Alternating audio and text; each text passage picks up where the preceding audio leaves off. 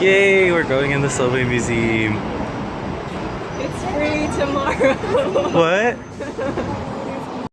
And it only took people 3 blocks. This station was supposed to be the first stop off the 2nd Avenue line coming down 2nd Avenue in Manhattan. Here's your Court Street station. This is the tunnel which the MTA use, so we come in and out of that tunnel right there. Right now our signal is red over red. We have an interlocking machine and a signal tower in that room, which I'll definitely encourage you guys to check out after the tour. And these tracks are live, so we're going to come into this train car. This is an elevated train car.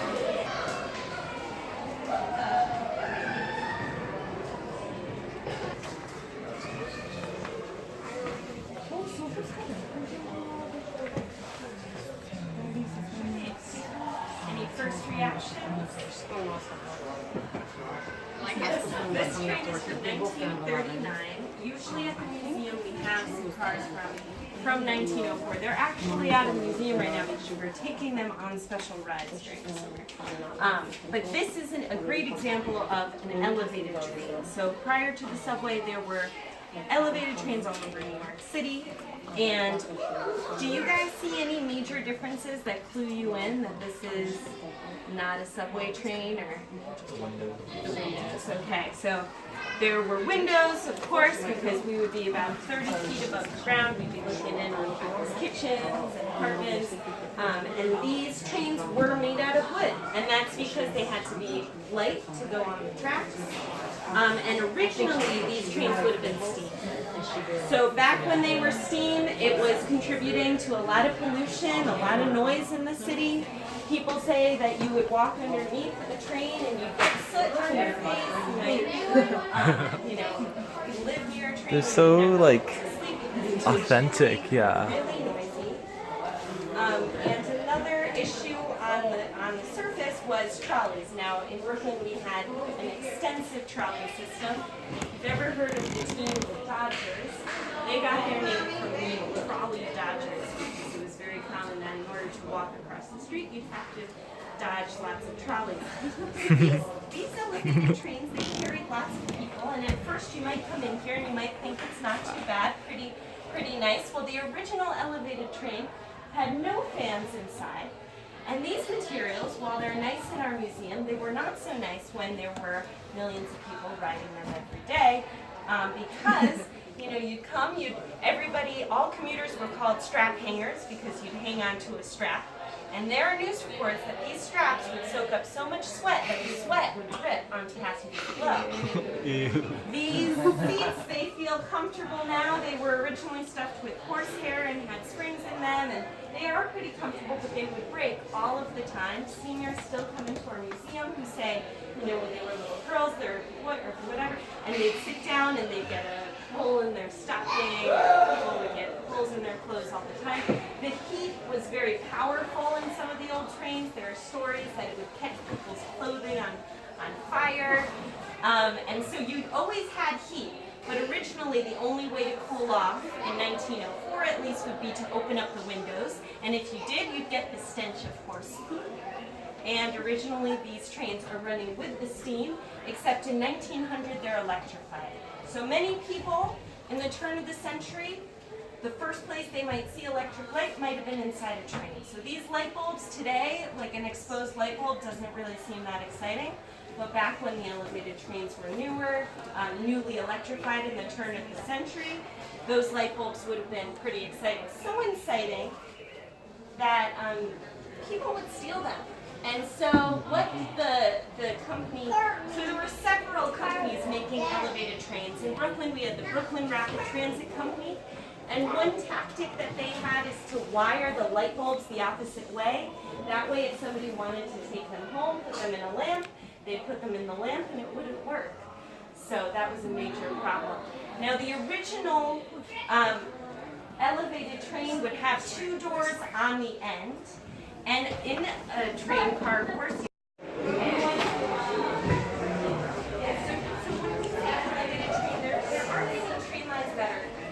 entirely elevated, and the elevated trains were sort of like never ever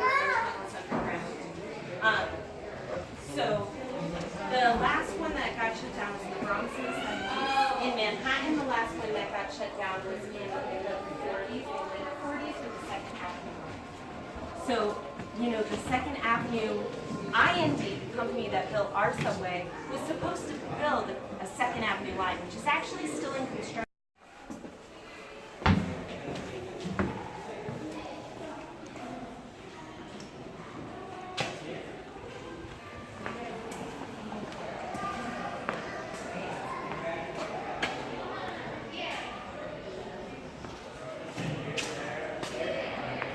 Yeah, it won't be quite as exaggerated as this because this car, in 1916, this is a BRT standard car, and they didn't have quite as much technology in the walls, so this is really like extra wide.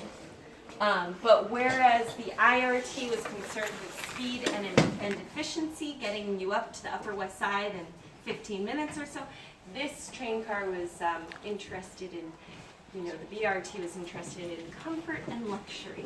And originally this car would have had glass globes on all of the lights. It would have been pretty luxurious. You can see instead of just one pole, now we have 12 poles, right?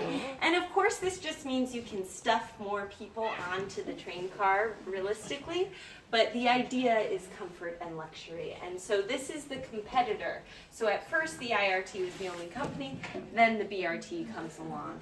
And so the reason, one thing that's a little bit confusing is that the BRT will go through a name change because they start out as Brooklyn Rapid Transit Company, but then when they get into that accident with the wooden train car near Prospect Park and 93 people die, they go into receivership. They sort of, people don't want to ride on that train anymore, and so what they do is in 1923 they reform as the Brooklyn Manhattan Transit Company. They change one letter and they hope that the public forgets about the terrible incident there with the people on the track. And so this train car would have had a conductor in every other car, and the conductor would use this panel of buttons here, and the conductor would have a uniform on, of course, and a hat, and use a key to open and close the doors. And then instead of a bell to signal the driver in the front, you have a little buzzing sound that would then signal the driver in the front.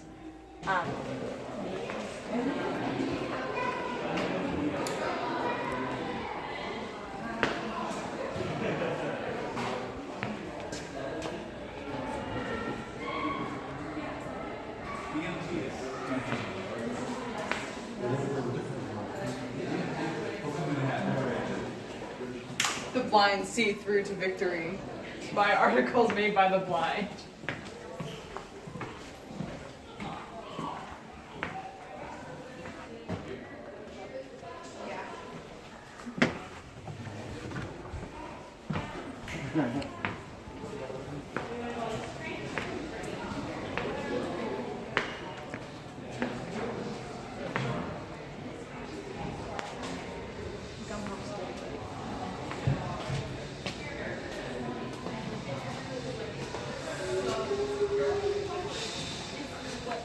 Coney Island. When they're developing new trains today, they're planning on articulating them so you can fit more people in the train car, and it's safer and that you can touch because there's no electricity going through it right now.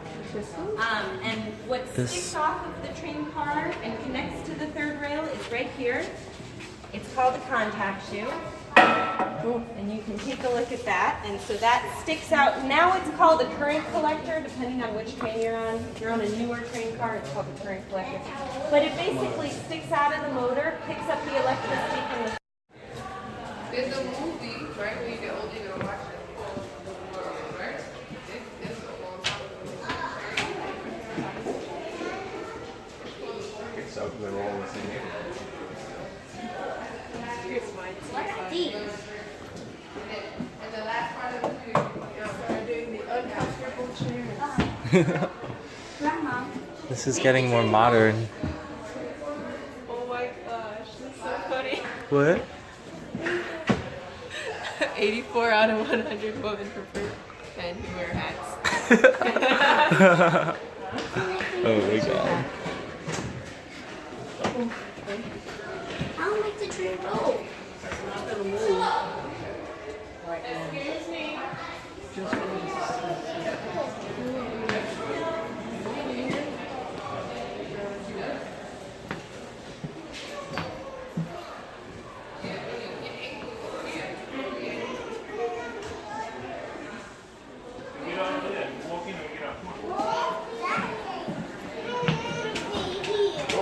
this one has different things. Look, they curve. See that? And they have these type of fans. These fans.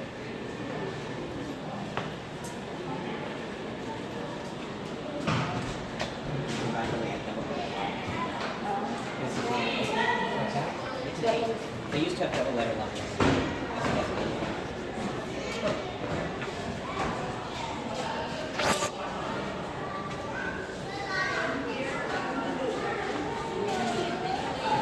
Because they also come up with this idea of calling trains by the letters.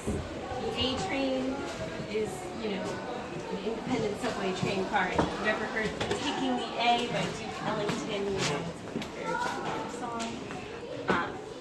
So the IND was in 1930s. They were owned by the city, and so they were not running out of money. The IRT and the BMT were running out of money because, again, the fare was still just 5 cents. And so because the fare was held at 5 cents, both of those companies were going bankrupt. And by 1940, both of those companies completely fold, and the IND will own the entire subway. And it will be a unified system by 1940. The names don't start to change until 1953. You get the TA, and when you get the TA, you also get the subway token. So by 1940, it's a unified system, but they don't want to raise the fare because World War II is happening, or is about to happen. And so they won't raise the fare until 1948, but when they do, they will double it. So the fare goes from 5 cents to 10 cents.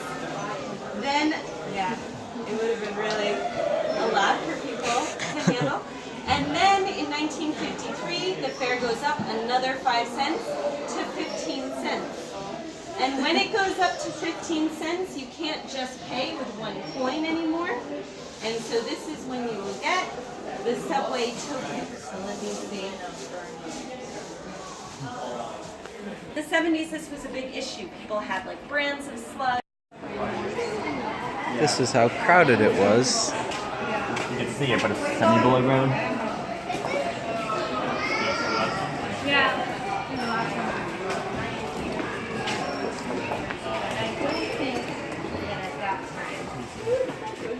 So this train car is not from very long ago.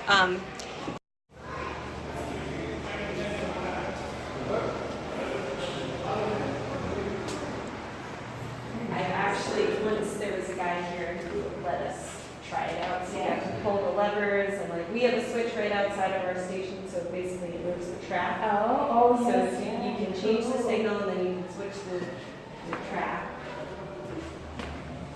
Good job. Yeah. Thank you very much.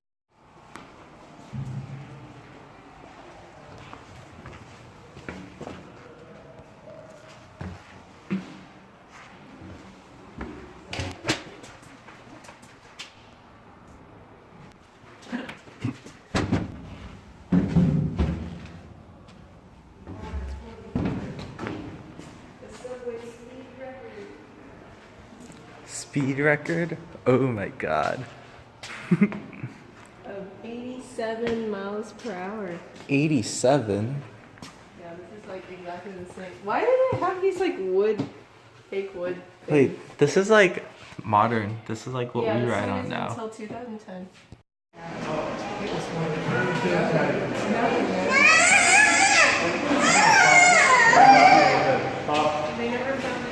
Oh no.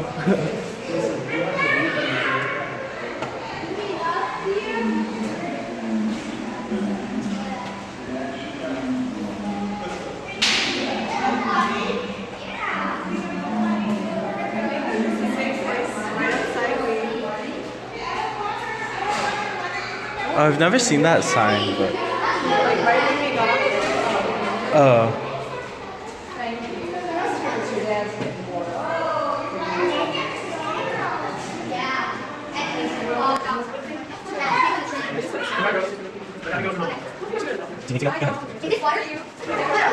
Oh fuck, wait, there's actually so many more exhibits over here.